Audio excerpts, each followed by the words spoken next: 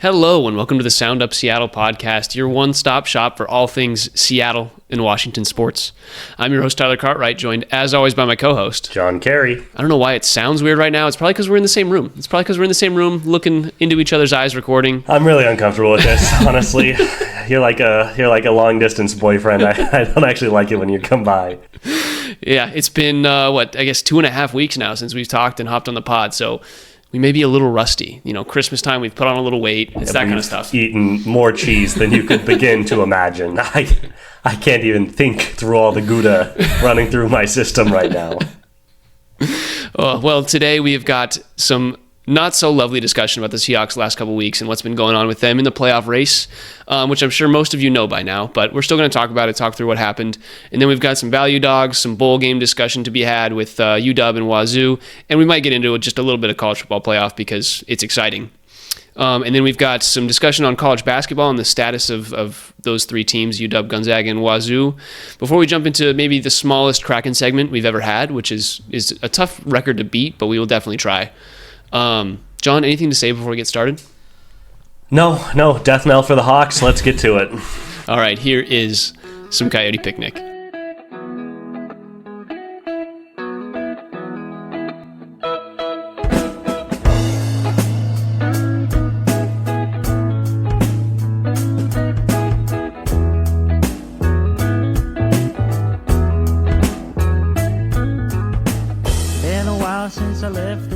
All right, so we've got two games to talk about. One was a very weird win, and one was a very tough loss. And I think the first thing we have to do is talk through that Vikings loss for the Seahawks.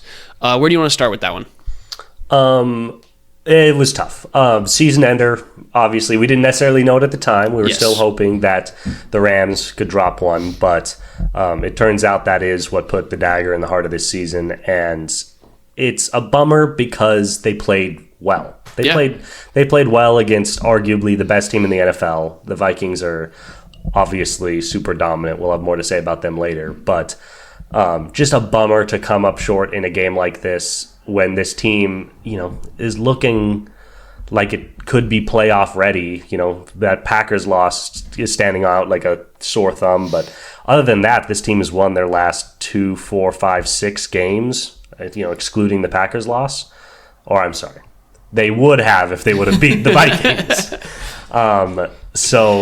Just disappointing to come up short, so short, right there, in what was ultimately a good game. Yeah, I think you look at this game and you're like, the Vikings are 13-2 and have been a good team all season. I think we were still a little shocked at how they were able to dice up this Seahawks defense. You and I talked about it that week, and we said, I think this Seahawks these cornerbacks and safeties can really guard these guys, defensive backs, and that just did not happen. The rumors of Justin Jefferson's demise have been greatly exaggerated. 10 receptions, 144 yards, 2 touchdowns. We got absolutely smoked, cooked by JJ. We're going to take that one on the chin. That one's on us. Jordan Addison did not have the breakout game we thought he might have, but it turns out when you don't double team Justin Jefferson to give a little more help to Jordan, Justin just eats you up. I guess there's a lot to talk about this game. I kind of want to start with the finish. Okay. Geno Smith's topsy-turvy season continues. For sure. After we talk about these games, I've just got some numbers, a little post-mortem for the season, kind of explaining how it was that this team got here. But 300 yards for Geno, 3 touchdowns. That's really good. The ground game was really struggling in this one. But 2 interceptions. And then obviously, so the last 2 drives for the Seahawks. The last drive, first play of the drive with a minute left, he throws a pick. Yeah. And it's like, you don't have to force that. You've got time. There's a minute left. You're down 3. You don't need to take it all in one bite. You can work down. And he forced it. And the game ended right there. But I think the error people are going to forget, which in my mind is almost as bad, was on the previous drive. Defense held up, forced a punt, gave the Hawks a chance to drive down and, score a field goal or a touchdown. And they got into field goal range. They were set up where a field goal, 1st and 10, where a field goal would have been like 53 yards. And Geno takes a sack. He takes a 6-yard sack. they stall out there, are not able to move the ball forward at all, and field goal kicker comes out and misses a 60-yard field goal that could have tied the game. You can't take a sack in that situation. Throw the ball away. Yeah, it's so brutal. So 2 huge mistakes from Geno to end that Vikings game. Credit where it's due. He was throwing the ball around, but some big mistakes. Why is it always the big mistakes with him? Yeah, I'm trying to think. There was a game earlier this season that we had something similar where it was just like the team played really well. We scored a good amount of points, but Geno just had his mistakes. And I think that's the kind of thing you're going to get from Geno Smith. Like, he's not the type of guy that's going to be able to lead a team mistake-free and, carry them to victory. He just doesn't have that in him. And I think there's something to be said for the fact that this rushing offense has just not been effective the entire season. There was never a game that it felt like it turned on besides maybe the game where it was just Charbonnet and they kind of planned around that and having him be a pass-catching running back. But Kenneth Walker being on and off the IR basically the entire second half of the season has really stifled this run and just made it so that other teams' defense can solely focus on our passing. And it was tough. I think Kenneth Walker going 8 carries for 31 yards is just not what you expect from that guy. And then last week, I think he was on the IR again. It's just, I guess, against the Bears last week for us. It's just been quite the weird season in terms of this offense. And I think some of that can be put on Ryan Grubb. I think it's like his first year as an offensive coordinator in the NFL. He doesn't know how these teams approach defending the rush, how we need to start opening up these gaps in the blocking scheme. But what I will say is this season Geno did unlock JSN a little bit more. DK definitely took a step back, but this was in terms of the improvements that were made this season, JSN and Ryan Grubb seemed like they really formed a good connection. I don't know if Geno will be the guy that leads this team in offensively over the next few seasons. Like, he might stick around one more year. But I don't know. Like, Geno is too mistake prone to really carry us any further than what he's done so far the last 2 years. Yeah, and you know what?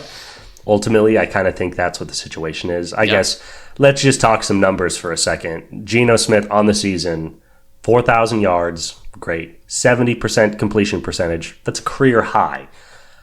17 touchdowns to 15 interceptions. That is where the issues are. And what we've just been saying over and over and over again is like, Geno, give us the positive, but can we cut back on the negative? Can you make better decisions? And maybe that's just you. Maybe that isn't how it works. Maybe he's the type of player where it's like you can't get him to throw for 250 yards a game the way that he is without him forcing some balls. Yeah. But ultimately, that was maybe the biggest downfall of this entire offense. 15 interceptions. That's tied for the most, I believe. I believe he had the most in the NFL. In the NFL. He also threw 5 interceptions in the red zone, which was also most in the NFL. The mistakes, man. The mistakes. I love this guy. I don't love you this don't. guy. You know I don't love this guy. That's such bullshit. I don't have anything against Geno. He seems like a good person. But I can't do the mistakes. So, yeah, you're a guy that grew up with Peyton Manning as your quarterback, so.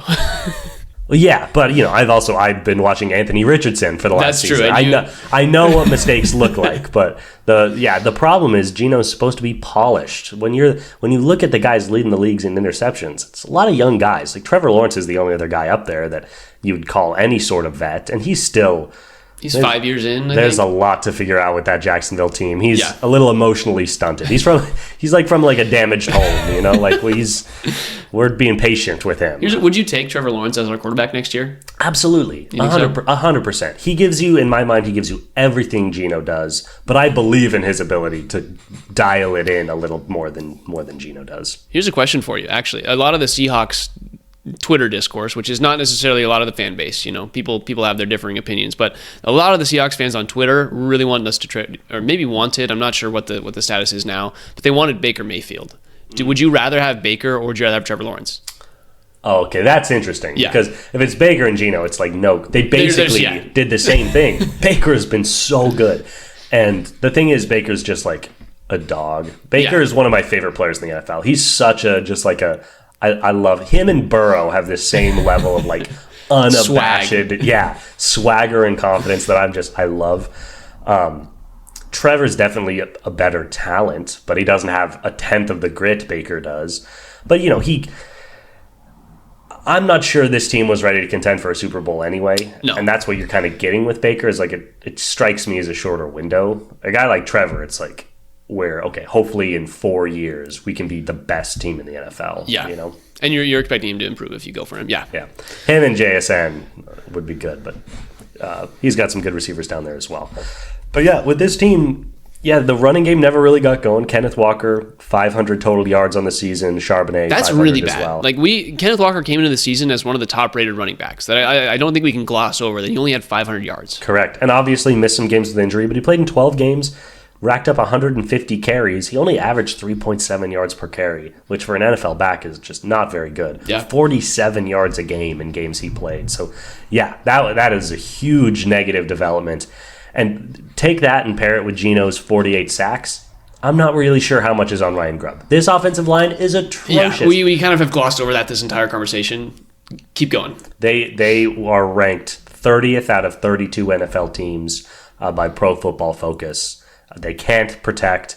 They really can't. They're like 23rd in sack rate, which is bad but not awful. They are 31st in rush rate, which is complicated stat on their ability to open up gaps for running backs. Yeah. 31st out of 32 teams. This offensive line is so bad. More than ever, I don't care about quarterbacks. I don't care about if we don't draft 3 offensive linemen in this draft, I'm going to lose it. It's just so clearly the biggest hole in this team. Yeah, and I think the people are going to clamor for a quarterback if Geno's not around. And honestly, maybe even if Geno's around. Like Geno has just, like we said, Geno has been super inconsistent. And there's a world where drafting a quarterback is good, but this quarterback class is not great. And I think the Seahawks are in prime position to do what you said, draft 3 or 4 linemen and just have them like kind of refresh this team because, yeah, their offensive line has been so bad this season.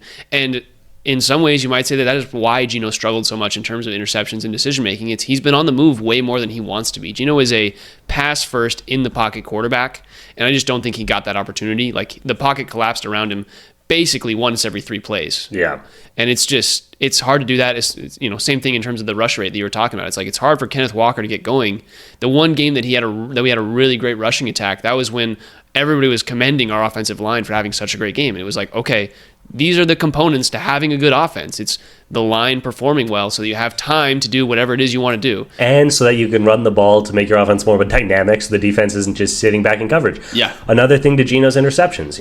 I've been very critical, but when the defense is sitting back on their heels ready for the pass every single play, it's a lot easier to rack up interceptions than when they're having to guess. Jalen Hurts is in a very favorable position. Defenses are having to guess every play. Yeah. Yeah, it's such a priority. I think, in my mind, the only way drafting a quarterback makes sense is if you get like a second-round guy where it's like, okay, we love the metrics, we love the size, we love the arm, he's probably a raw talent, whoever this mystery player would be. Yeah. And then putting him behind Geno for a year. Last year's a Geno's contract. Because what I like about this, getting a quarterback is so hard. I kind of like a bit of a 2-for-1 strategy where it's like, I don't want to re-sign Geno. He's getting older. He's not getting better. Thank you for your service. He's done a great job with this team. I need to make sure, you keep going. I need to make sure what his contract, I can't remember because he signed the 3-year extension. I can't remember if that ends this year or next year. Yeah, I think he has 1 more full year with the team. Okay. But if they draft like a second-round guy this year, give him a year to work under Geno, and then next season potentially also draft a quarterback, then you have 2 young guys to look at. Obviously, all that is very political, and it depends on what you see that first year from the second-round guy. But I just think that's a good way of potentially getting 2 bites at the apple because it's hard. It's really hard to find a guy.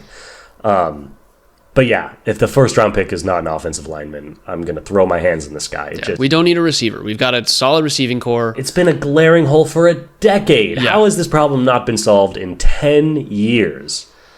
I don't know, man. And there is something you said early in the season. We had some offensive line issues in terms of injury and things of that nature. So there's going to be some rebuild there. And as I look at this, Geno's got one more year on his contract. He'll be 35 when he hits free agency. It's like you don't, and he's been wanting an extension, which, Geno, I appreciate you going for your bag. You're not going to get an extension, I think, from the Seahawks. I think they will move on from you at that point. He'll find a place and he deserves it. He'll be a great backup. But that's not what the Hawks are trying to do. Yeah. In my opinion. Yeah, they're actually built for a little bit of prolonged success right now. Tyler Lockett's obviously wide receiver 3 on the back end of his career. Clearly fading out.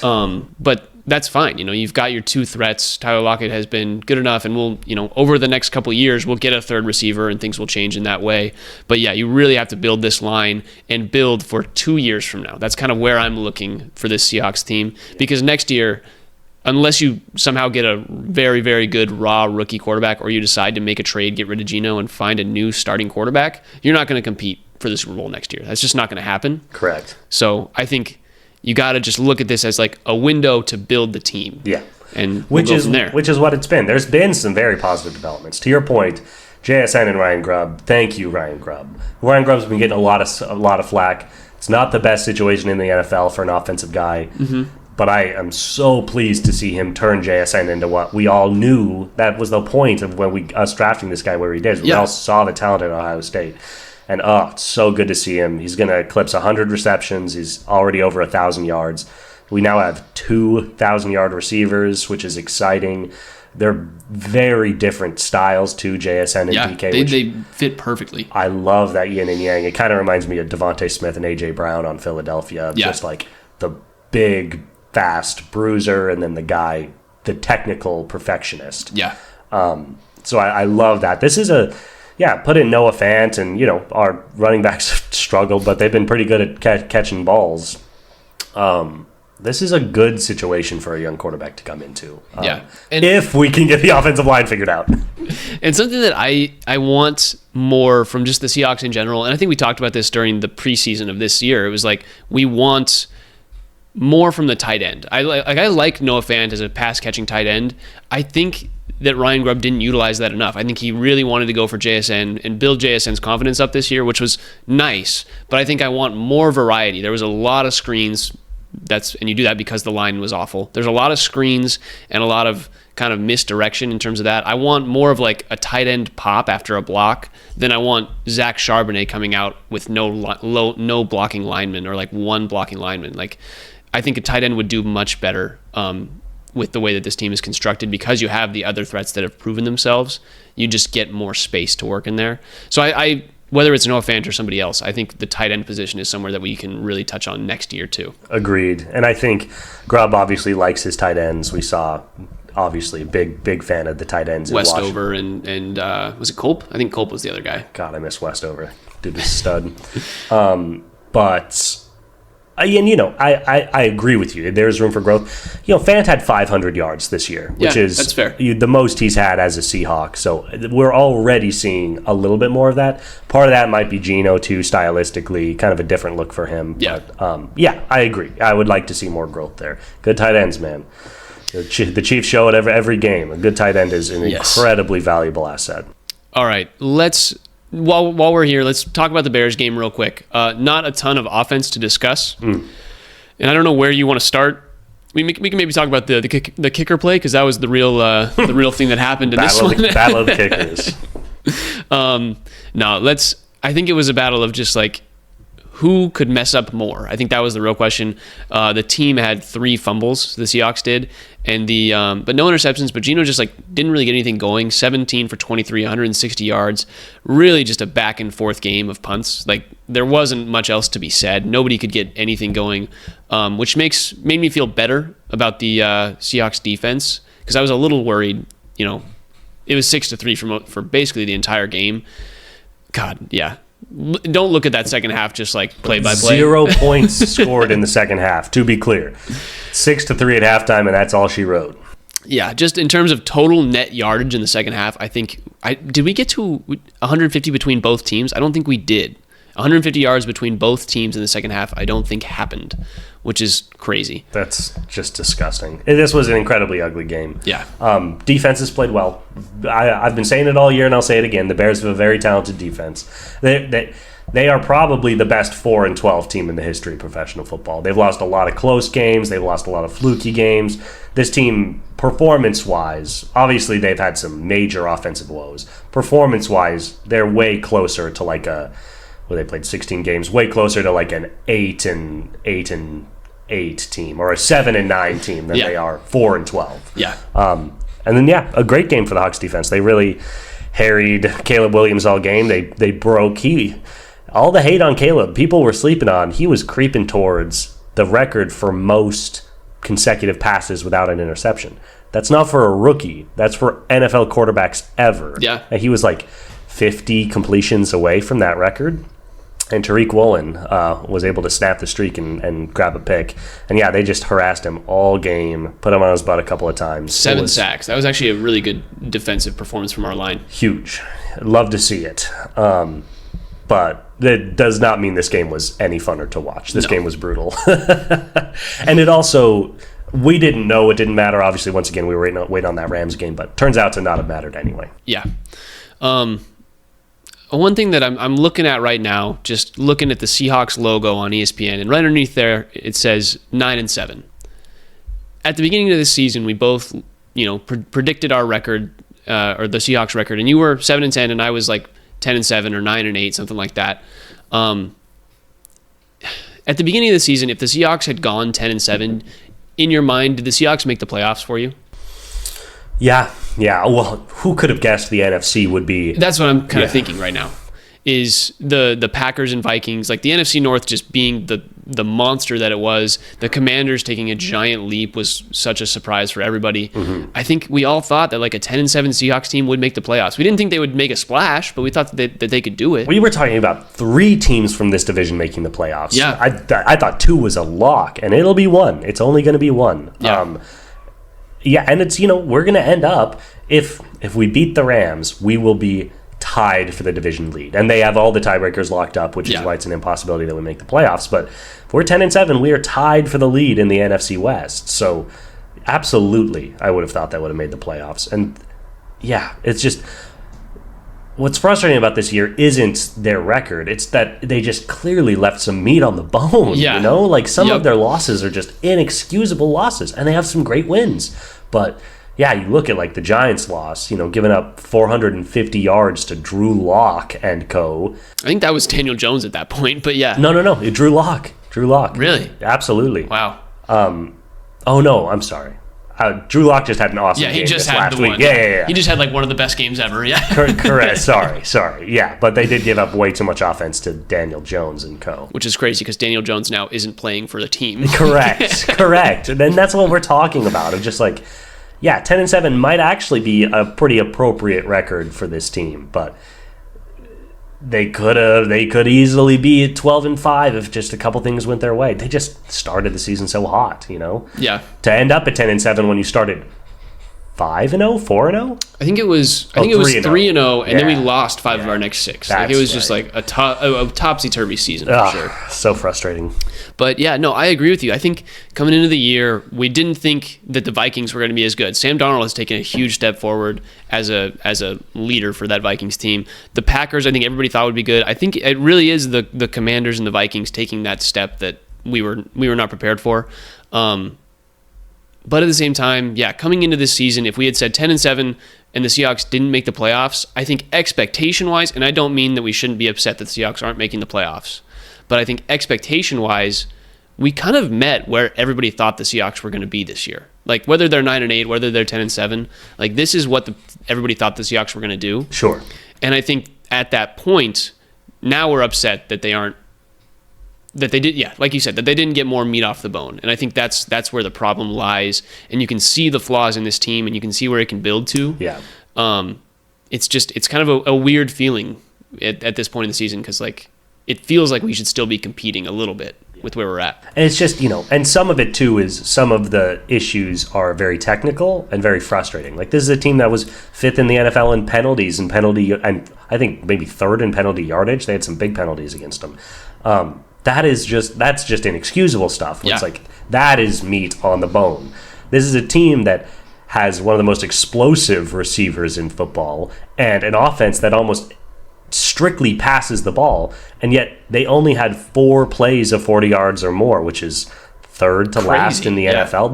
They did not generate explosive plays, and those things are just frustrating. They're just very frustrating. And like we said, that comes from not being able to establish the run, do all these other things. But that is something that you would have expected from this team. We thought DK was going to be a menace coming into this year, and it just didn't really happen in the way that we thought it would. So. Yeah, part of the equation too, you got to tip your hat to the Rams. They have won 5 straight games. What a season for the Rams. It's been wild. Yeah, and ending the year on a 5-game winning streak to clinch the division. I just have to note this because it just tweaks a part of my brain that's very frustrating. After their 44-42 just absolute slugfest with the Bills, where they looked like the 2 best offenses in football. Yep. Since that week, the Rams have won 12-6, 19-9, and 13-9. In all 3 of those games, their defense did not allow double-digit points, and their offense did not reach 20. What is this team? Is this Rams team really supposed to be like an elite defensive unit with a mediocre offense? That can't be right. Like, their last 5 games is very confusing to me. But they've found ways to win. So I guess, credit where it's due. I think what it comes down to is the Rams and the Seahawks are the same exact team. Like, I think that's just where it's at. That is funny. They are very similar, aren't they? Like, they're both, they're going to end the season 10-7 each. I think the Seahawks will win this weekend because Cooper Kupp and Matthew Stafford aren't playing for the Rams. But yeah, they're basically the same team. The Seahawks could barely go over 20 most of the games, especially the later it got. But when they needed to perform, when they played the Vikings, they could score 24. They could keep pace with these teams. They lost, the Lions game. They lost 29-42. That was a good game. A lot of people really enjoyed that one. Mm-hmm. This Seahawks team can take opportunities and try and keep up with teams. They kind of play to their competition, just like the Rams have done all season. The difference is Stafford has 20 touchdowns and only 8 interceptions. Yeah. Yeah, the Seahawks were just more mistakes this year. Yeah, more mistakes. All right, let's jump into really quick the Seahawks-Rams game. I kind of just gave you the breakdown. It's going to be a weird one because, like I said, Matthew Stafford and Cooper Kupp aren't playing. And the Seahawks, I think, are favored by 6.5 points, if I'm not mistaken. Yeah, 6.5. So they're expected to win. I'm honestly a little surprised it's not more. I wonder if the Hawks might also sit some people. It's a meaningless game for them. Yeah. But they are going up against, who's the backup quarterback for the Rams? No clue. No idea. I read it earlier. I do not remember. I'll pull it up while you're talking. Yeah. So I'm, it's one of the, what is there to talk about? Oh, it's Jimmy Garoppolo. Sorry. Oh, Jimmy G. Porn star Jimmy. I love it. That's great. Well, good luck to Jimmy. Bad man. I bet he loves being a backup QB in LA. That's that man's got a lot of other deals going on. That guy went from Vegas to LA. I'm worried about this guy. How much sex is it healthy for a man to have? Like, at what point is it detrimental to your body? That's funny. But yeah, what is there to talk about? When we get into value dogs, you'll see some of the lines are so wacky. I don't know what there is to say about these weeks when some teams are starting, other teams aren't starting. Some games, both teams aren't starting players. I feel like it feels like either the game fully matters for both teams or it doesn't at all for either team. And that's what these games are, some of the most important, huge games of the regular season, mixed in with absolute trash fests. So, yeah, what is there to say about Rams Seahawks? I'm open to your thoughts. I think it's going to be a game that the Seahawks try and test out Sam Howell, actually, I think a little bit. Like, it's going to be, like, Geno probably will not play the entire game. They're going to try and get him some counting stats. Maybe it might be a game where they try and, whether it's DK needs to get to 1,200 yards or something like they're just going to let the guys play, try and get to their bonuses, things of that nature. Like, I really think the Seahawks as a group would like to do that. It feels like they're a team that would try to do that. And in terms of this Rams game, or this Rams team, they are trying not to have anybody get injured. I doubt Puka. I know Cooper Kupp's not playing, but I doubt that anybody of significance will be playing for the Rams. It's probably going to be Blake Corum instead of Kyron Williams at the running back position most of the game. Yeah, it's the one thing that I am worried about is Jared Verse on the Rams defensive line just breaking through every single possession, because that's, he's a rookie. He's got fresh legs. He can go in this game, and I think that he's trying to get that defensive rookie of the year. Yeah. So that's the kind of guy that I feel like is going to have a big impact in this game and can cause some problems. Like Sam Howell might take 8 sacks, and I think that's just he's prone to do so, and I think it might happen. Bro, I'm ready for the Sam Howell resurgence. Give the guy another shot. He wasn't ready. Give him a look. Give him a look. Okay, that's nice. Well, okay, are you ready? Let's talk some value dogs. That's enough moping about the Seahawks. I think we're ready to move on. If you have questions about the Seahawks, definitely shoot us an email, slide into our Instagram DMs on Sound Up Seattle, all that good stuff. We can do a post-mortem together. We'll talk out anything. Yep. All right, let's do some value dogs. NFL Week 18, Sound Up Seattle value dogs. John, I think this is my worst season of value dogs that we've had so far. It's hard. It's going to be hard. It's going to be collectively to be worse than we were this year. If you were fading me this year, you would have made so much money. Yeah. On the season, actually, we'll go the last 2 weeks. The last 2 weeks, your boy, I went 0-5-1. I had one push that was the Packers-Vikings game. I did not hit anything in the win column. And on the year, I ended the season 16-34-1. I miscounted before. Oh my God. It's 16-34-1. Oh, God. That's a 2-to-1 ratio. So if you were fading me, you had quite the year. You're welcome. Yeah, I'm here to make people money. We are talking about that, man. It is not about being right. We're not placing these actual bets. It's about creating a big margin. And you are setting yourself up as an incredibly valuable asset. Don't put your money in the stock market where it could crash and burn. Come where guaranteed cash awaits, and that is fading Tyler's bets in the Value Dogs picks. Yes. So I went, 0-5-1 last week. John, or I guess the last 2 weeks. John, you went 2-4, so 1-2 both weeks. Ouch. Not awful, though. Ended the season 22-29 so far. We'll see where we end up, but that does solidify you in the $20 victory on the season. So I will be Venmoing you shortly. Go. Unfortunately, was not able to go 6-0 to get back up to 500. I was hoping that'd be the case. Sometimes it's okay. And honestly, underdogs on the season, I think last time I checked, they were like 45% on the year, which is just a tough year for underdogs, man. Vegas is fucking up. That's all I have to say. Yeah. We've been doing this because we've been following the Vegas trends, and then they just decided to switch it up on us. Come on. We'll do favorites next year. Yeah. All right. Are you ready to make your pick for week 18? I am. Go for it. Okay. First pick of the week is just one of the most laughable lines I've seen in a while, and that is the Cleveland Browns plus 17.5 against the Baltimore Ravens. Now, are the Ravens way better than the Browns? Yes. Is this a very important game for the Ravens? Absolutely. I want nothing to do with Browns to win. 17.5 points is insane. Jameis Winston. Thank you. Jameis Winston has to throw like 1 or 2 touchdowns to make that happen. And I believe in my boy Jameis. I think they started DTR last week, so that might be the other concern. I think they just decided that Jameis was not doing it for him. Okay. Well, hey, dude, all I'm saying, that is 2 touchdowns and a field goal and a half point and you win. That's crazy to me. Maybe I'm gonna laugh about that and how stupid I was last week, but how likely is it that the Ravens are up 14 in the fourth and are just on cruise control, running the ball, using time, punting? 17.5 is a lot. I think that's the most points that we've seen the entire season, and it makes sense. The Ravens need this one. They don't want the Browns to be anywhere close. They don't want them to be within garbage touchdown, potential. Correct. I think they win big, but do they win that big? Yeah. Could it be 26-9? Like, if they win 34-17, I win my bet. Yeah. And I don't know that the Browns can score 17 points, but semantics. All right, with my first pick of Week 18 Sound of Seattle Value Dogs, I'm going to take, I said it was weird earlier, right before we were recording, and I'm still going to take it. I think the Titans +1 against the Texans, who have solidified their spot in that 4 seed in the AFC. And the Titans beat the Texans earlier this year, and I think they're just like trying to improve. They're not going for that like first pick. They're not doing anything like that.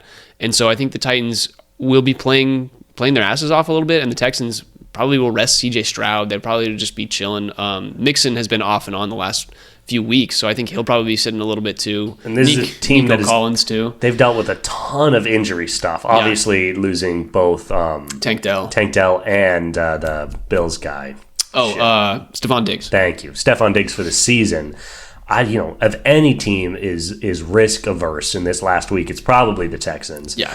Maybe they'll want to play just to get some reps in with this limited squad, but my guess would be that they take a very tentative approach to this game. I like that line a lot. Yeah. A team that's going to be trying against a team that likely won't. I was looking at Raiders Chiefs. Raiders are +5. I can't do it. The Chargers have too much to play for. I was hoping they'd be tossing it in, but they're not. All right. With my second pick of value dogs, I'm going from the least competitive game of the week to probably the most. I'm taking the Vikings +2.5 against the Lions. I'll tell you what.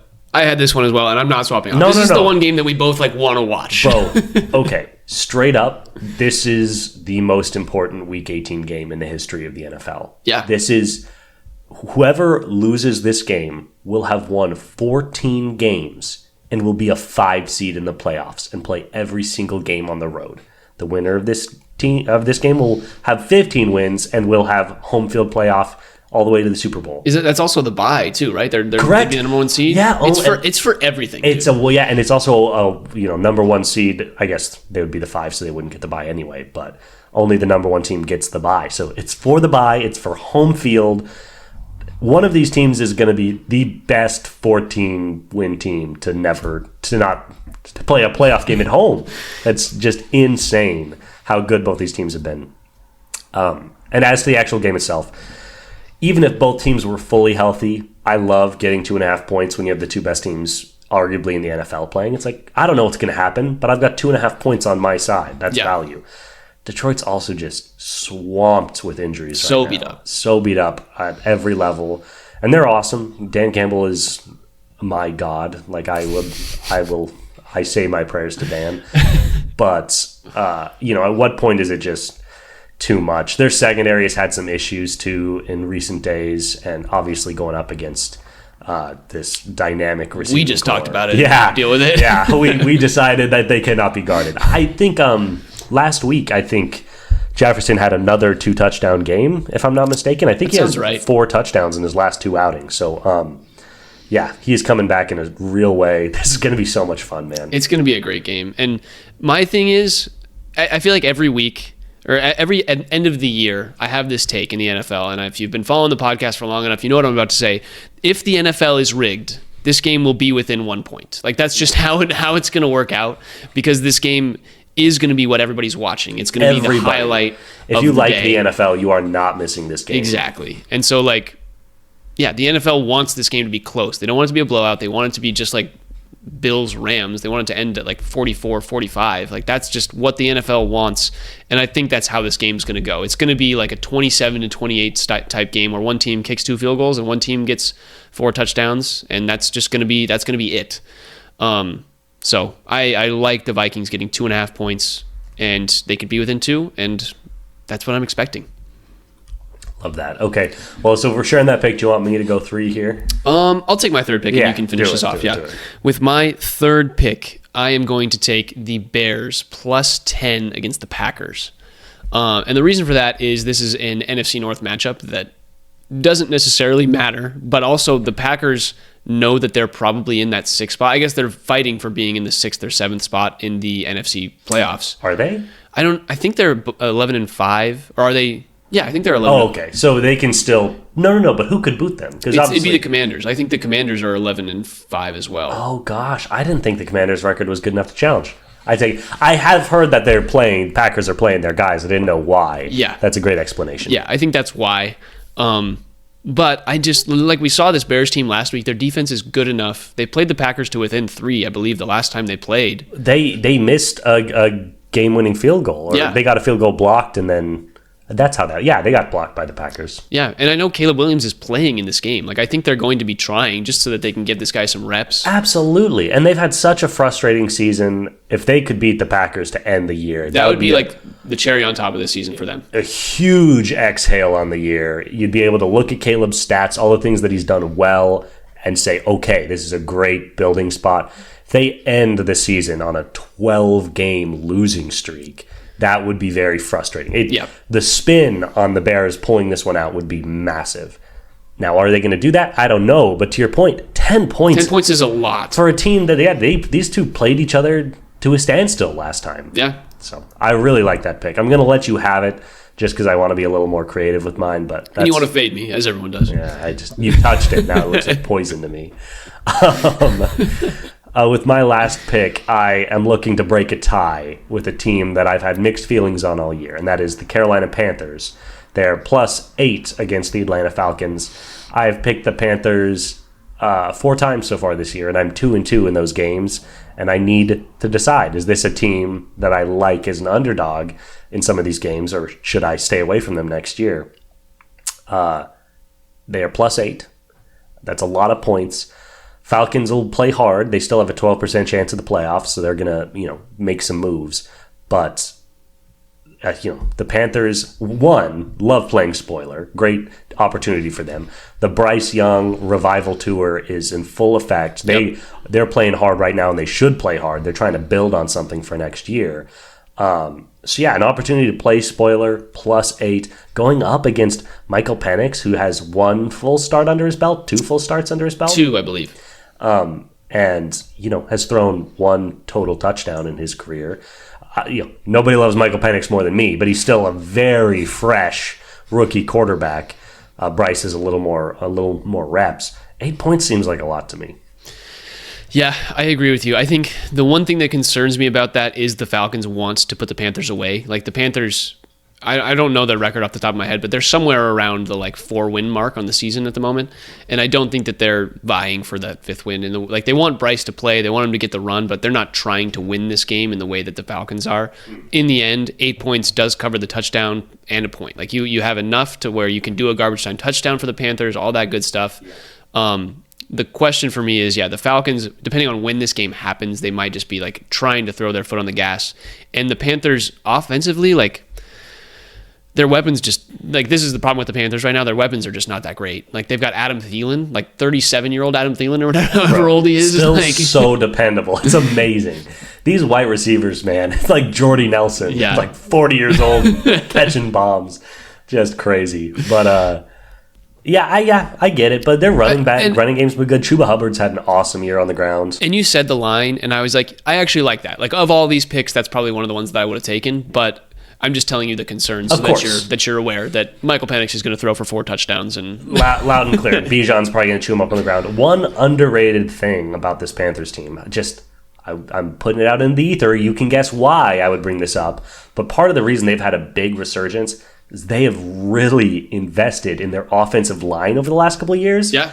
In grading, they're a top 5 offensive line in the NFL. They have done a great job giving Bryce Young time to throw the ball and, more importantly, opening up huge holes for Chuba Hubbard to eat all season. Chuba Hubbard's having a career year behind this offensive line, and that's making life so much easier for Bryce because they are a run-first team, and they're letting Bryce work in the other areas. And the play action that allows for is just so great. Yeah. Oh, it's amazing how much more effective your offense. And to your point, they don't really have any great weapons. They still have Bryce Young throwing the football, but their offense looks so much more confident thanks to this offensive line. So, tipping my hat to you, Panthers. That seems like a good way to build a team. Good investments. Yeah, so I like that. There it is. Those are our picks. Week 18 NFL value dogs. Some big lines, too. We're rooting for close games. That's all we need. Yes. Costco, next year. We'll wait on you for next year, Costco. Hit us up with that Just give us a free membership, man. I'm tired of this. I'm tired of paying these membership fees. I'm already in. Or maybe just free hot dogs when we come. That's $1.50 every trip. Free hot dogs. Come on. The amount of money that you have made from us talking about value dogs is crazy. Bro, I would eat so many hot dogs at Costco. They gave me free hot dogs. I'd be driving up to Shoreline every day. All right, let's talk different football. Let's talk some bowl games. The UW and Wazoo bowl games have finished, and which one do you want to talk about first? I guess we've got some options here. What are you feeling the most? Let's talk Wazoo first. Okay. I want to save the ice cream for later. Okay. This Wazoo game, I guess we have to start out with a correction. Yeah, we did not know this. We recorded this the last episode 2.5 weeks ago, so we didn't know at the time. And we said very confidently, it's like, well, yeah, Mateer's going to leave, but this is a bowl game for Washington State. Like, he's not going to sit this one out. And he's now the Oklahoma quarterback for next year. Correct. One, shout out to Mateer. Like, it's a great opportunity for him. We understand that this is how the bread's buttered, Same thing happened, obviously, with Cam Ward last year. Thank you for your service. He was super fun to watch this year. Obviously, bummed to see him go. But Oklahoma, he is going to be dynamic in the Oklahoma Big 12 offense. At least I think it's Oklahoma. I said that. I think it's Oklahoma. Let me be sure. Continue. I hope it is. I did not know that. But with that being said, this game, which we were already anticipating being it is Oklahoma. Okay, nice. We already anticipated it being kind of an offensive shootout. Instead of being headlined by one of the most dynamic quarterbacks in football, it was headlined by Zevi Eckhouse. Zevi Eckhouse is how I'm going to go ahead and pronounce that. I'm not going to try. So. I dare you to tell me I'm wrong. And he actually had a pretty good effort. They ended up losing 52-35. They gave up 7 touchdowns. Zevi had a solid game. He was 31 for 43, threw for 363 yards and 3 touchdowns. So he was airing it out. Dude, that's the same exact stat line that Geno had against the Vikings. I think that's the exact same stat line that Geno had. And 2 picks. Yeah, 2 picks. That's crazy. Yeah, very similar. Geno-type game. Kyle Williams was awesome, 172 yards receiving and a touchdown.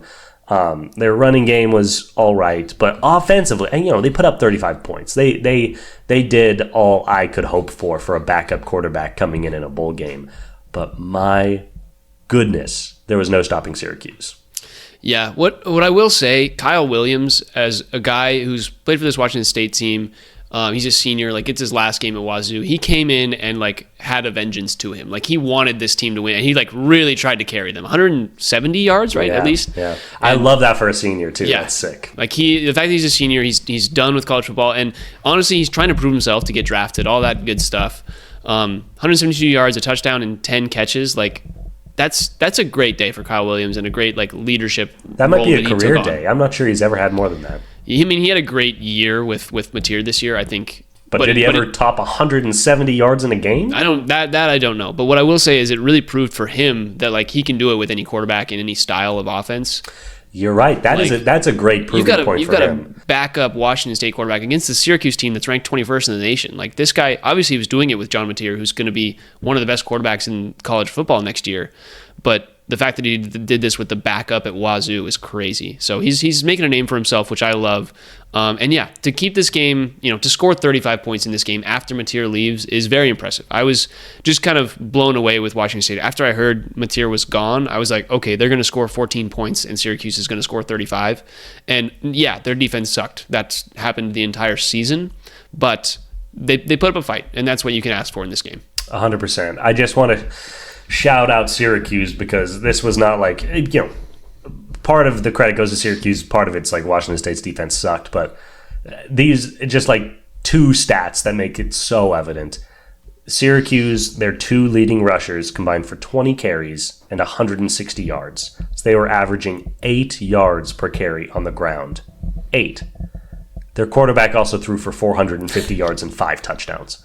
So when those 2 things are happening, you're not going to win the football game. No. That's just complete offensive control. That's like back in 2016 or whatever when it was Jake Browning at UW and we were scoring 56 points a game. That's those kinds of numbers that the Syracuse team put up.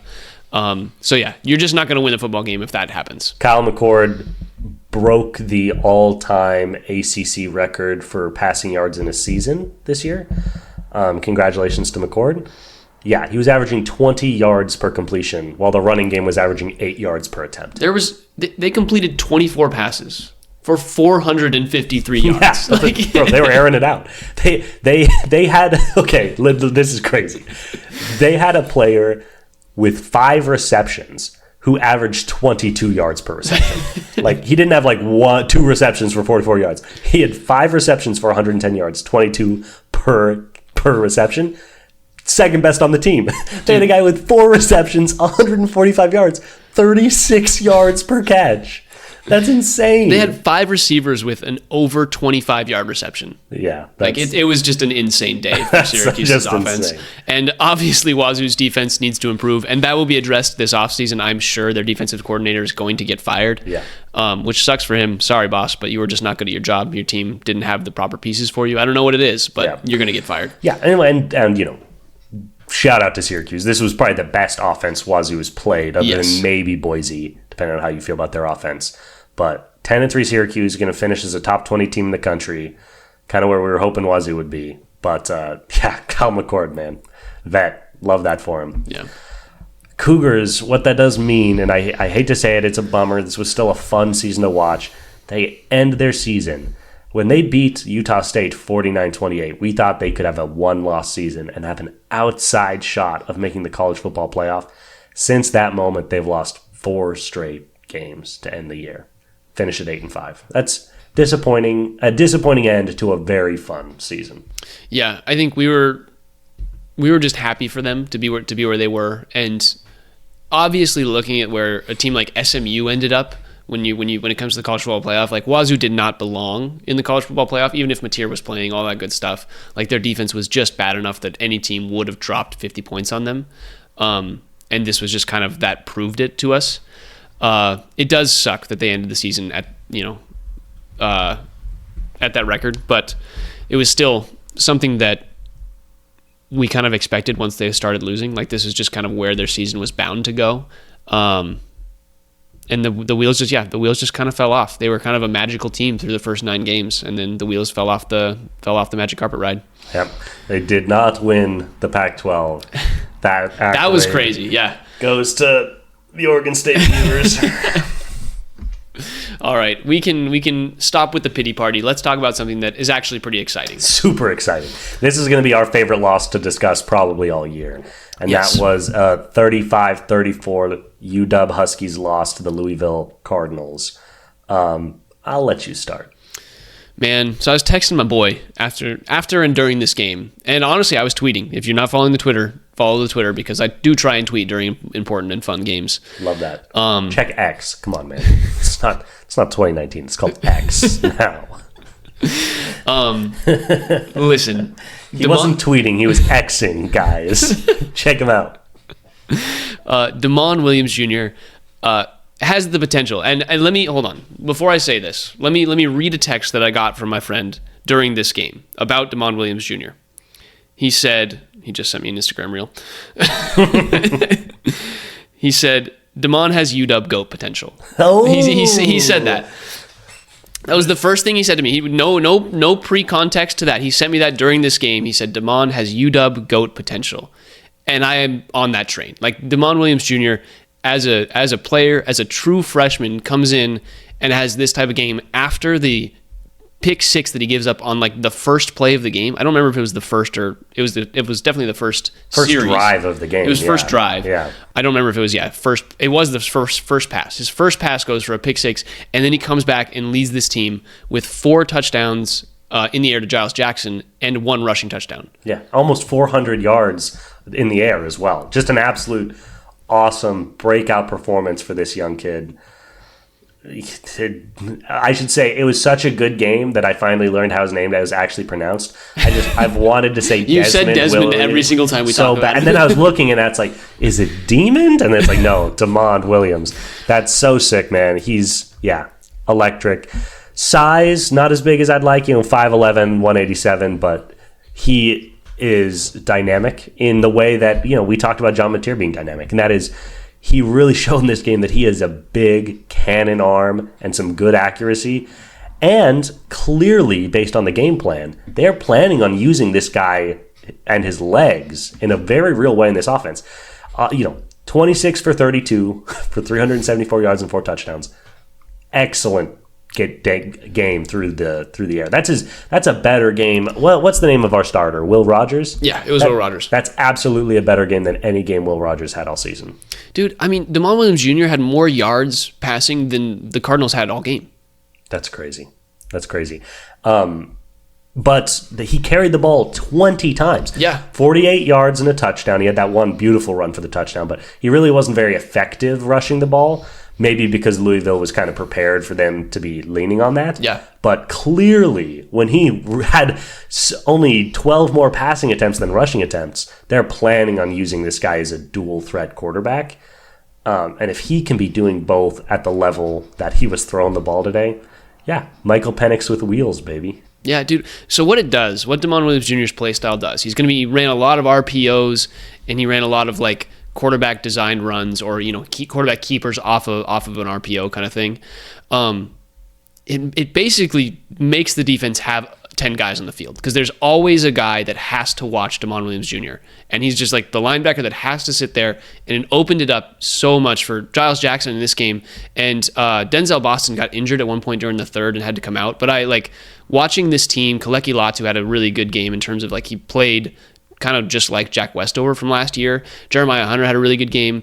Obviously Jackson, 4 touchdowns, 160 yards was great. But just like the way that DeMond Williams Jr. plays, obviously he's not going to average 5 yards a carry, but he's going to be the threat because he can get you 15 yards in a scramble. Like we saw it happen. He can get you those yards, and so that is like the cool thing that it opens up. And it was just very impressive. He's, like I said, true freshman, and he's learning the decision-making process. Like this was his second real start, and his first one he was sacked 10 times against the number 1 team in the nation. It's like it's not even a real game for him at that point. He's just getting the reps. This was like he's getting the reps and proving himself in a way that I think is very impressive. Super impressive. He was super dominant, and I can't believe we've gone as far as we can without mentioning the Giles Jackson all-time senior year. That's how you end the That's year how you end your career. Yeah. Unbelievable. 160 yards and 4 touchdowns. Who's the last? Do me a favor and do a quick Google search. I'm on it. Yep. How many receivers had 4 touchdowns in a game? Just absolute insanity. I just want to shout out Giles. He's had a great year. He's going to finish the year with 900 yards receiving and 7 touchdowns. This guy he has played 6 seasons of college football. He's a super senior. He's gotten some eligibility things to stay playing. First 2 years in Michigan and then 4 full years at Washington. And this year was, part of its opportunity, but just a massive breakout for him. In his previous 5 years combined, compared to this last year, he had more receptions this year than the last 5 combined, more yards than the last 5 combined, and twice as many touchdowns as the last 5 years combined. So just clearly his best football year as a college player. Mm-hmm. So exciting for him after, 6 years of playing this sport to really be able to step up in a meaningful way on a solid team. Yeah. And to cap it off with just an all-time monster performance. He had more touchdowns in this game than the rest of the season combined. I mean, a lot of that was because Will Rogers and Denzel Boston had a real connection. Yeah, 3 touchdowns still, in the college football season's not a bad season. We came into this season and Giles Jackson was going to be our, kind of our secondary weapon, and you and I both thought Denzel Boston would be a big piece of that. And I think this game was just like, because he was kind of stifled most of the season for whatever reason. He was unable to get a lot of separation, and he's a small guy. Like, he's not big. Yeah. And watching this game and watching him, have this kind of performance was very, very impressive for a guy who he's not going to go to the league. He's not going to be in the NFL. This is like his last real career start in a game that matters. Yeah. And it was just super cool to watch. I've liked, he's been with UW. He's stayed with UW basically the entire time in his college career. And it's just been fun to watch. He was the 4th receiver last year on a team that had 3 NFL caliber receivers. Yeah, tough. It was like, it's tough to make a real impression. And this was like the game that he wanted to have. This is what he desired all year. And he ends the season, his senior year, leading UW in receiving yards. Yeah. Boston had 2 more touchdowns, but he led the team in receiving yards. So really awesome for Giles. And yeah, him and DeMond Williams. I just want to say Desmond so bad. It's honestly a bummer we don't get to see it one more time next year, because obviously they have some level of connection. Short guys, man. Short guys connection. Yeah. Louisville, on the other hand, they dominated us in the way that we have been dominated this year, and that is on the ground. They only attempted 25 passes and only had 164 yards through the air. But what they did have is 32 rushing attempts for over 200 yards. So just dominating us in that phase and protecting the ball. They, for the amount of yards that they generated. It's kind of surprising they had 35 points. Obviously, the pick six helps, but they were just very efficient offensively. When they had long drives, they scored, and when they didn't, they just had really short drives. They didn't have a lot of intermediate drives. They had some good parts of the game where they had just started with good field position. UW backed into their own end zone, made a tough kick. You get it to the 50-yard line and you're happy. So there are just like possessions like that where they. One thing that Louisville actually did very well that I was impressed by was their special teams. Like they really got us inside the 10-yard line, I think 3 times, if I'm not mistaken. Yeah. And it's just so tough to have long sustained drives, which you can see that UW was in some ways able to, do those and have those long sustained drives, but they also, got stuck in their own half of the field very frequently and had to punt, and Louisville just didn't have to get as many yards as we would have expected. Well said. Controlling the game on special teams, very important. Yeah. Now I've got a question for you. Okay. This was a very fun game, very back and forth. These two teams traded the first 6 touchdowns of the game. Back, forth, back, forth, back, forth. Louisville opened up a 2-touchdown lead in the third quarter, going 14-0 in that quarter.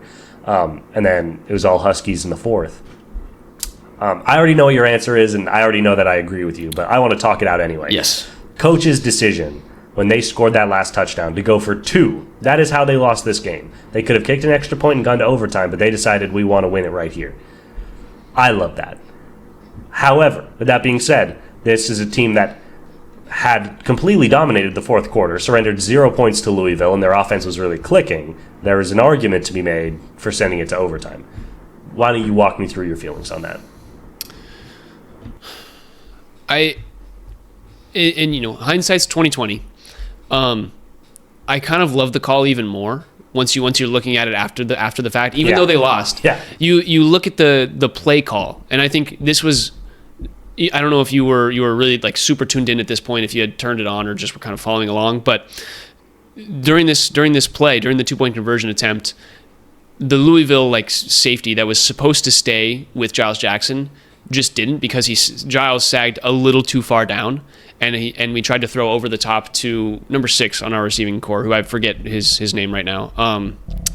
Let me pull it up just so. Jeremiah Hunter. He tried to throw it to the back corner for Jeremiah Hunter, and the safety that was supposed to be on Giles just sank back and just with the tip of his fingers, sorry, I got way too far away from the microphone, with the tip of his fingers just barely snagged that ball. But if that guy had stayed with Giles, if Giles had moved up just a little bit, he was wide open. It was the perfect play. If Damon throws it a foot higher, it's the perfect play.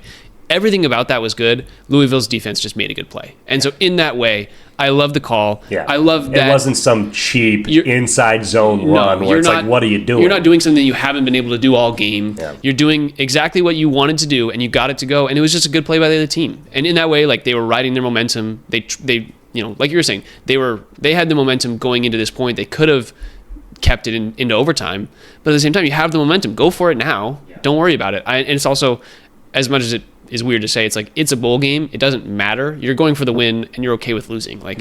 You've already played a great game. Yeah.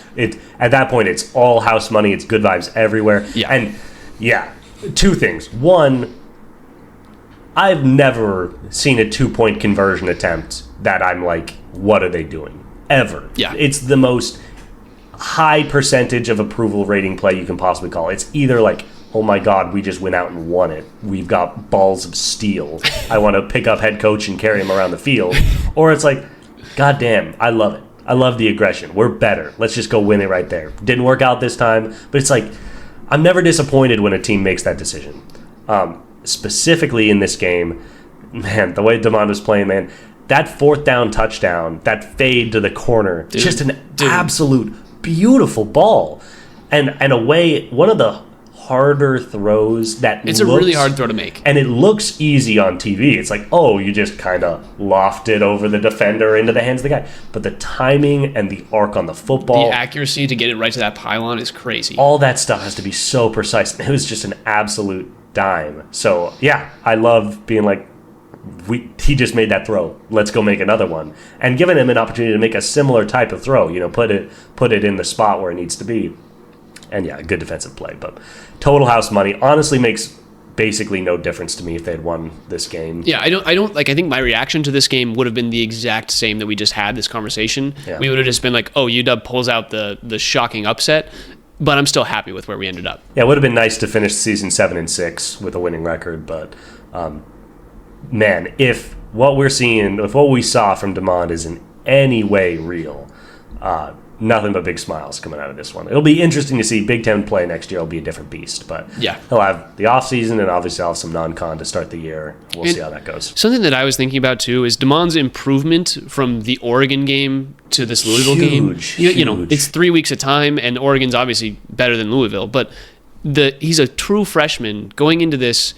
And just like the adjustments that he was able to make in terms of his ability to read defenses, who he's looking at when he's doing an RPO, that kind of stuff.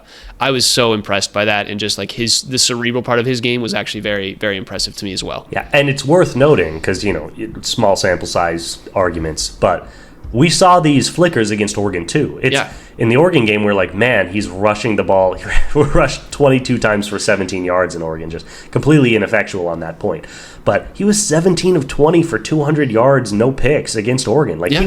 He was showing glimpses of this. We took the leash off and said, okay, you're not going to throw it 20 times, you're going to throw it 40 times. What can you do? Yeah. And his ability to maintain that efficiency at higher volume, very encouraging. So. Yeah. I love it. Sorry, Will. It was fun while it lasted. Are we going to remember Will Rogers' name in 6 months? How quickly until he completely vanishes from your subconscious? It might happen at the end of January. Like, it's the new year now. It's January 1st, and we're honestly, give us some props. This is a really good podcast right now. We're doing a good job here. We're tearing up. And I think we're going to forget about Will Rogers at the end of this month. Yeah, I think you're right. But I've heard, they were talking during the game. I've heard nothing but professionalism from Will Rogers. And just like, he's DeMond Williams Jr.'s roommate on team outings, wherever I they didn't go. know like, that. That's all cool. that stuff, that's great to hear from a guy who's just like, the senior, the leader on this team, and had his position taken away once they knew that they weren't going anywhere this year. I appreciate it. And Jedd Fisch, I do want to touch on. Jedd Fisch, first year as a coach. As much as people are not happy with it, and obviously Belichick leaving, I don't think we've talked about that either, but Belichick leaving to follow Daddy is a little upsetting. Little Nepo baby, get out of here. But I think the team is in a spot where they can build. I really like Jedd Fisch as a coach. I think, going into this year, I didn't have super high expectations, and I think he exceeded where the expectations were as a coach. Not necessarily the team record-wise or anything like that, but as a coach, I was very happy with Fisch. Yeah, and I think part of it is validating these last couple of weeks with what DeMond is doing. Starting the season when Will was playing serviceably, he just had some good games. It's like, okay, what's the issue here? What's the issue here? Then Will really started falling apart, and it's like, is this Jedd's fault? Is it Jedd's fault? But the way DeMond's played the last couple of weeks, maybe the problem was just Will Rogers, and maybe we thought too much of him in his last role. Like you said, it seems like the classiest of dudes. He's been a great guy by all accounts, but I think part of the reason it was easy for him to be a really great guy about things is like they really gave him his shot, and he really continued to struggle and circle the drain. They're just getting worse and worse as the season went on, and then eventually they're like, "Well, this is over." He can't say they didn't give him a shot. Yeah, he can't be upset about it. Yeah, and it's a bummer for him. He didn't have a better season, but that's what happened. So I'm encouraged by Fisch. Obviously, losing Belichick sucks, but the defense, I think, the defense is going to have in a lot of ways this year. Have an interesting turn because they lost a lot of seniors. We'll see. I think this is going to be a true test of because Jedd Fisch was talking during the game about how they know they need to improve their line. That was one of the big issues that they had this year in terms of establishing the run, things of that nature. And I think it's going to be a true test for his recruiting ability. Like, the transfer portal is going to be big. I know they've already talked to some guys and are having them kind of come through for looks and things of that nature. It's going to be an interesting test for Jedd Fisch, especially like he's going to have to develop a whole new coaching staff. He's also going to have to develop a whole new group of guys. And I think he's proven that, like he did that at Arizona. He proved that he could do that in 3 years. Yeah. I'm excited for this next year. 100%. 100%. So some exciting things, UW, going forward. I am much more excited for next season than I was 2 weeks ago. Yeah. If you have, much like the NFL, if you have the quarterback, things are looking up, and I am optimistic that we have the quarterback. Yes. All right, we're already at an hour. Let's touch on some other sports. Yes. And sorry, is there any closing thoughts on UW football? No, I'm good. Happy with the team. I'm sure we'll talk about them a little bit as the college football playoff goes around. And we'll talk more about that when we're not already an hour into a podcast. Correct. But we are excited about these games. It's obviously, like I said, we're recording January 1st. Quite the quite the turn of events so far in the college football playoff. Arizona State got hosed. Yeah. Committee likes the SEC, but it's whatever. Okay, we're going to talk a little college basketball here. And we're going to keep it fairly succinct because there's not necessarily a ton to say. Gonzaga. The big game since we last talked was Gonzaga-UCLA, Gonzaga Super Bowl, as I call it. And they lost 62-65 in a defensive slugfest. This caps off the most disappointing non-con record in modern Gonzaga history, in the Mark Few era. Yeah, I agree. To have real shots at ranked UCLA, ranked UConn, ranked Kentucky, and go 0 in those games, including a loss to West Virginia. Every single one of those games was super winnable. Every single one of those games was very close down the stretch, and they lost all of them. And it's, very disappointing. UCLA, a little controversial. They got an and one when they elbowed one of our players in the face, which should have been an offensive foul. And that basically ended the game.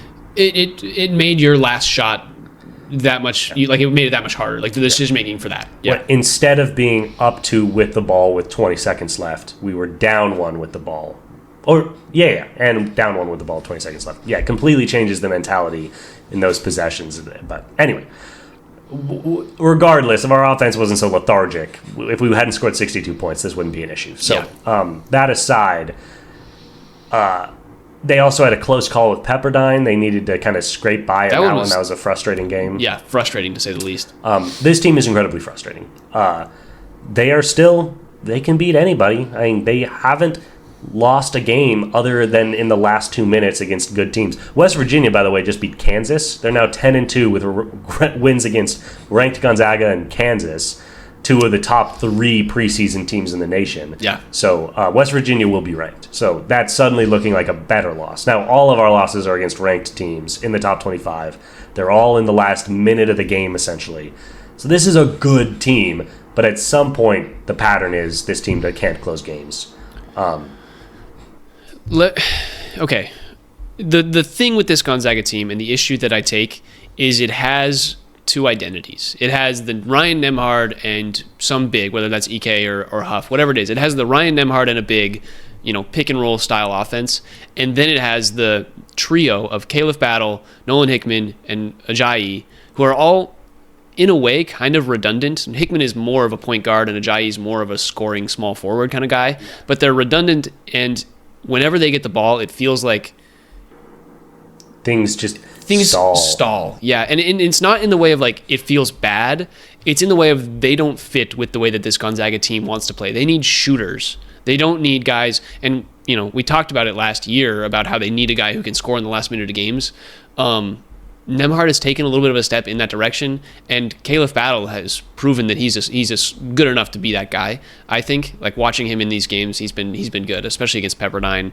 But the inconsistency at the big position, and then I think you just Stromer hasn't done enough. Ben Gregg, for as good as you were touting him at the beginning of the season, he's great defensively. He can't hit a 3 to save his life right now. He's been so bad. It's just the pieces of this team aren't gelling in the way that we thought that they were going to at the beginning of the season. Yes. And you made a great point. I think point 1 is underperformances. Ajayi has been underperforming by any metric. Yeah. Dusty Stromer will have these flashes, and then he'll just disappear for massive stretches. He brings the defense, he brings the rebounding, but he is not what we need him to be.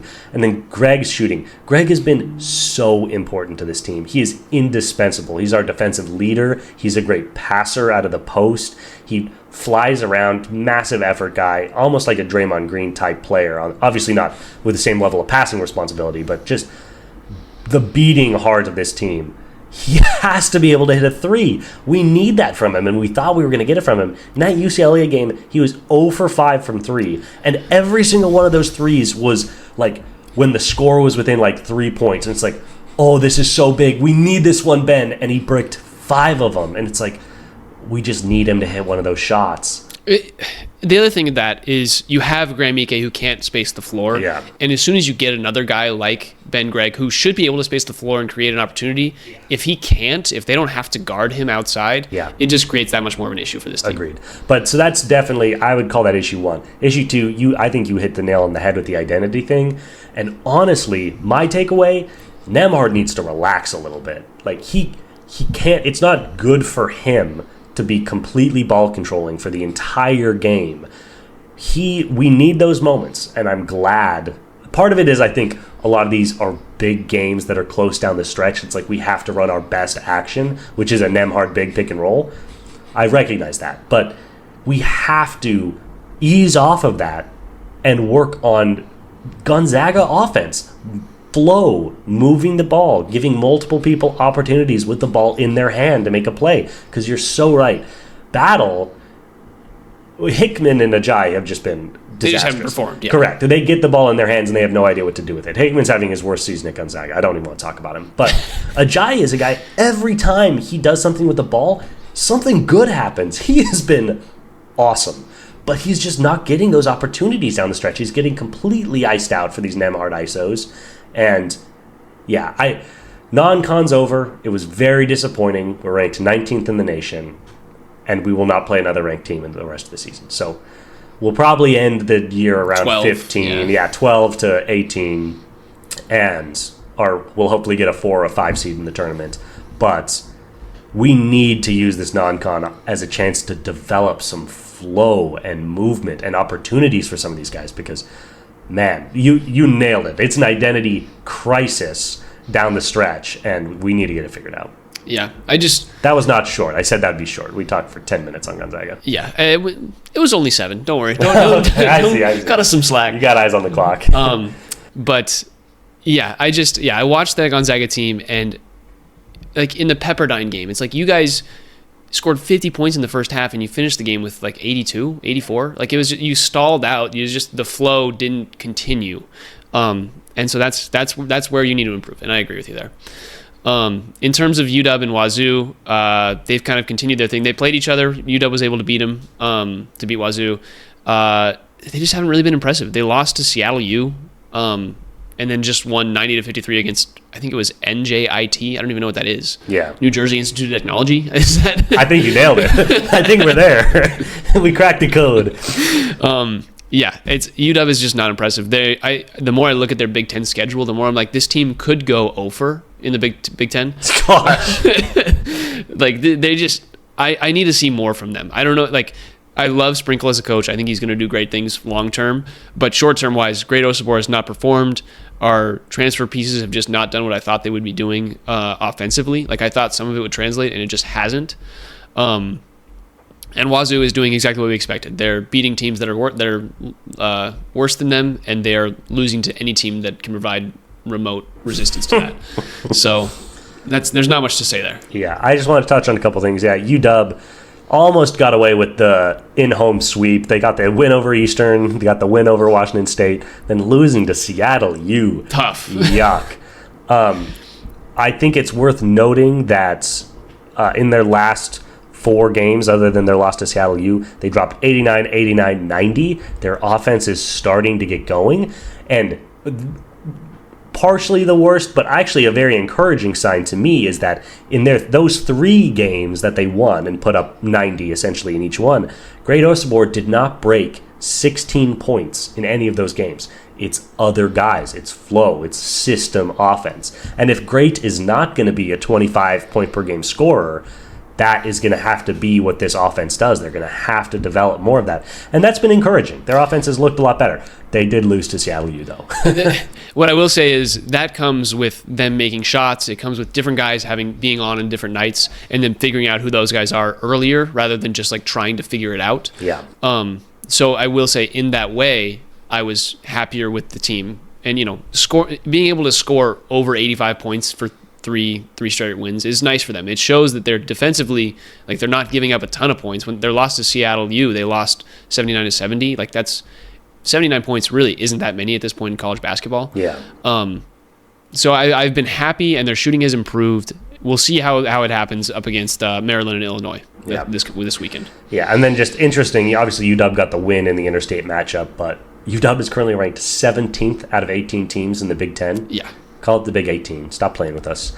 And then Wazoo, despite the loss, are 12-3 and sitting in second place in the WCC, 3 spots ahead of the Gonzaga Bulldogs. Who'd have thunk? Obviously, that'll change as conference play goes on. Yes. But Yeah, just a little snapshot of the season so far. We don't really have to have this conversation, but I do want to say college basketball parity is just like really real right now. I think very real. Very real. It's a product of the 3-point shooting, not epidemic, but the 3-point shooting system that has developed where it's just like every team wants to shoot, 40% of their shots are threes, whatever it is. They want to shoot that. And it kind of makes it so that any team can beat any team at any given night, which is exciting, but it also leads to less consistency like we've seen from the top end of the college basketball spectrum as well. Yeah, 100%. This is kind of crazy. The preseason AP poll, Gonzaga was 6th. I was wrong about that. But the preseason AP poll was Kansas 1, Alabama 2, UConn 3, Houston 4. We're now 9 weeks in, and Alabama at 5 is the closest one of those teams to staying in it. Like, all the best teams are accumulating losses at a astonishing rate. Tennessee is still undefeated, but they haven't played much of a schedule. Like, Tennessee and Auburn look really good. Iowa State only has 1 loss, but like, nobody thought these teams were going to be the top 3 in the country. Nobody's terrified of these teams. They've played easier schedules by and large than the Kansases and the Gonzagas and the UConns. But all those best teams are accumulating a lot of losses. Parity is very real. Yeah. Anyways, we've now been live for an hour and 20 minutes, so it's felt like 5. God, it's great having you back, man. Great to be back. Let's do a quick 30 seconds on the Kraken. They lost 5, I think, since we last talked. They lost 5 in a row and then have won their last 2 games against the Vancouver Canucks and the Utah Hockey Club. I don't believe in this Kraken team still. That's all I can say. Yeah, 5 in a row, very disturbing, but they're still basically at 500, which is what they're going to end the season at. They're going to end the season probably like 4 or 5 games below 500. Yeah, they're what? They're 16, 19, and 2 at the time of recording? 17, 19, and 2. Yeah. So 17 and 21 in American terms. Yes. If you're not speaking communist. But I'm not... I have no expectations for this team. Yeah, just a clear middle-of-the-pack team. It's nice in hockey. I love goal differential in hockey because they play so many games that it's a stat that really matters as the season goes on. And you can see what the bottom feeders of the NHL look like. There are a lot of minus 20 to minus 40 teams where it's like, okay, these teams are getting stomped most of the time. Yeah. Kraken are at minus 8. Clear, just... 20th best team. Yeah. Mediocre. Yeah. Maybe 15 to 20th best team in hockey. But nothing exciting is going to happen. We don't have anything exciting to talk about. Yep. All right. Did we do it, John? Did we basically break down all of football for the rest of the year? That was the best pod we've ever done. That was incredible. I feel like Jordan after the flu game. That's what 2025 is going to be about for this podcast. We're thriving. We're 1-0 in 2025, baby. That's great. All right. Anything to say before I sign us off? No, let's get out of here. All right. If you enjoyed this episode of Sound Up Seattle, please feel free to give a like, a follow, whatever you do for podcasts. We are on Apple Podcasts. We're on Spotify, anywhere you can find them. So feel free to follow us there. We're also on YouTube. So hit that subscribe button if you're watching. I haven't given you this spiel, and I'm going to try and add this one to every single video from now on because we don't get any follows or subscriptions after our videos that talk about the Seahawks because we never talk about it afterwards. But yeah, so we're on YouTube. Enjoy that content as well. We appreciate it. We've been getting like 50 views a video. I appreciate that. That's consistency. Popping off, baby. You can find Sound Up Seattle on Twitter, TikTok, and Instagram, all at Sound Up Seattle, all lowercase, all one word.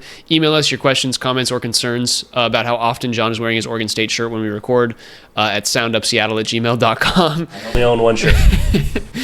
You can find me, Tyler, at TyCart50, everywhere that's important, and you can find John playing Assassin's Creed Odyssey. It's been fun. It's new game. It's the first one of like the new generation of Assassin's Creed. I played Valhalla, obviously, to my negative health before. This one is super fun. It was the first one, I think, clearly the best. So. Nice. I'm about to hop on the Marvel Rivals grind. I don't know that you don't play computer games as much, but that's my new thing that I'm going to try and do. Nice. And I guess with all that being said,